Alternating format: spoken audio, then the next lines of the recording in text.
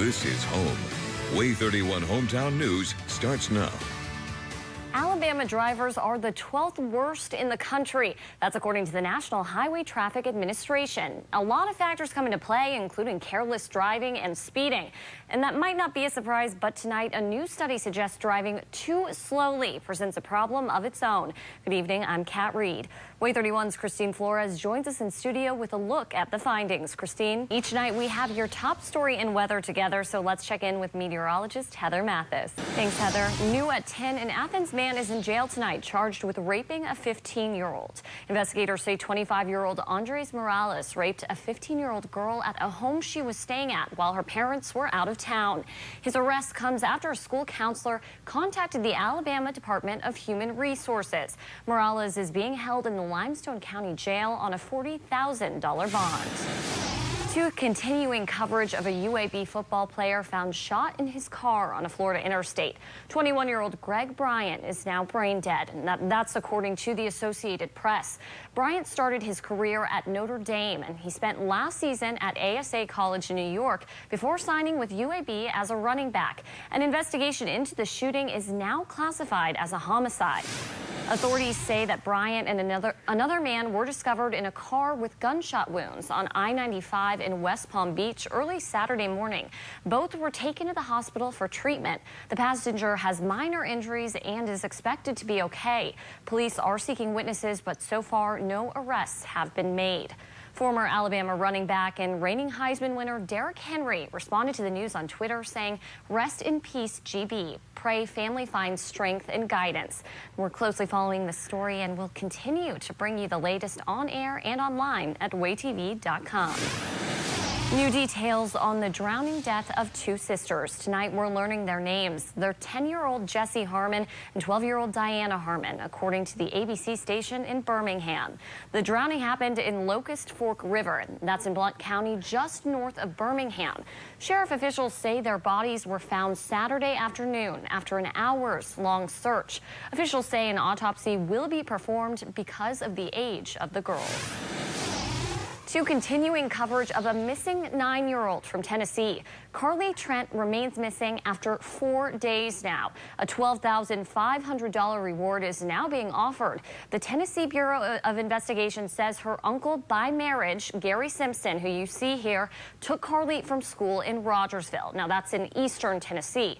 Simpson has no custodial rights over Carly. Simpson was last seen driving a 2002 white Dodge conversion van, similar to the one that you see there on your screen. The license plate number is 173 GPS. If you have any information, please call authorities. Well, it's been just 9 months since Colorado theater shooter James Holmes was sentenced to life in prison. Now some of his victims and their families are heading back to court. In a civil trial starting Monday, 28 families will argue Century Theaters should have had armed guards at the packed opening of The Dark Knight Rises. They also say the theater should have had alarms that would have sounded when Holmes slipped into the theater and opened fire, killing 12 and injuring 70 people. In court documents, Century says it could not have foreseen the attack. Just an hour ago, Atlanta police confirmed a suspect is in custody after a shooting at Lenox Square Mall. The shooting happened earlier today. Police say one man allegedly slapped another man in the face and pulled out a handgun. One shot was fired, but no one was injured. It's your voice, your vote. We're learning top officials with the Ted Cruz campaign are convinced they could have stopped Donald Trump if Marco Rubio had become the Texas senator's running mate. Several sources close to Cruz said secret polls were conducted in March. A source close to Cruz said results indicated a blowout win, with Trump losing in 5 states: Illinois, Missouri, North Carolina, Arizona, and Wisconsin.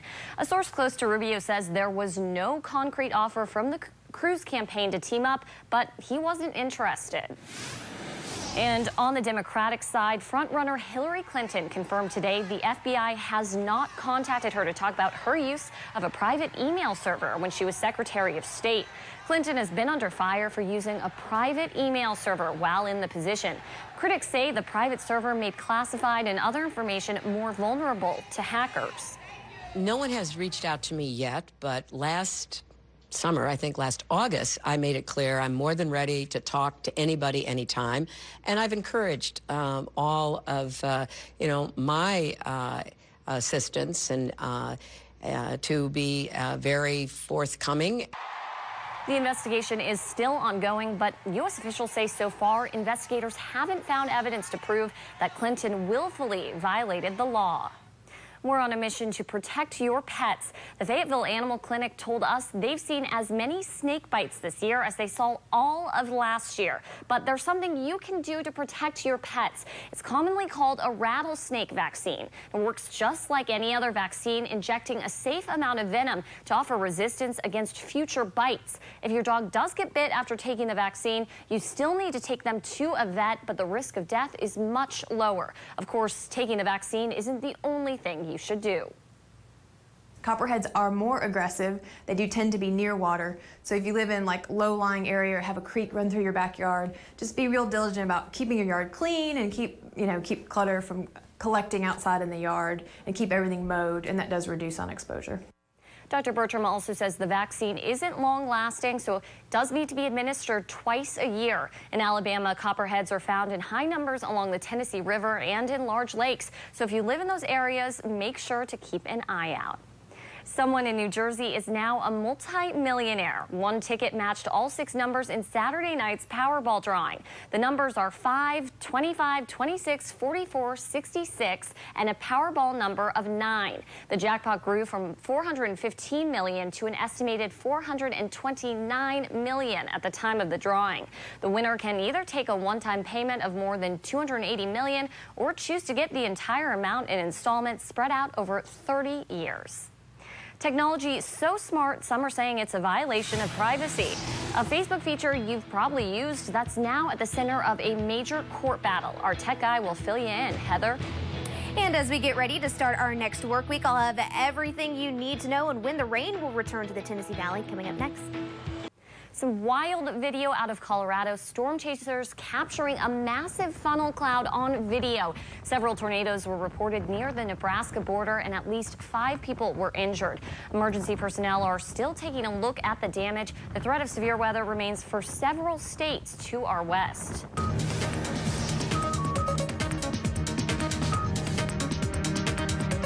Wild footage there, and I know my dad would always be outside during tornadoes in central Illinois trying to get those shots. I would always beg him to come inside. Well, you know, that's really interesting. I saw that video online, and I actually saw a couple who was going to prom, and that tornado was like far off in the distance, but they took their prom pictures with that specific tornado in the background. And, you know, as a meteorologist, we never encourage people to get out in severe weather, and obviously they were far enough away and it was in a safe location, but absolutely incredible image to see. That's an interesting take on prom pictures. Yes. And, well, they went viral, so, you know, yeah. They'll remember those for a while. Well, for today, it was gorgeous out there. It once was a technology only seen in the movies about the future, but the future of artificial intelligence is here. And while we might not all see it in our everyday lives, our tech guy says it's watching us.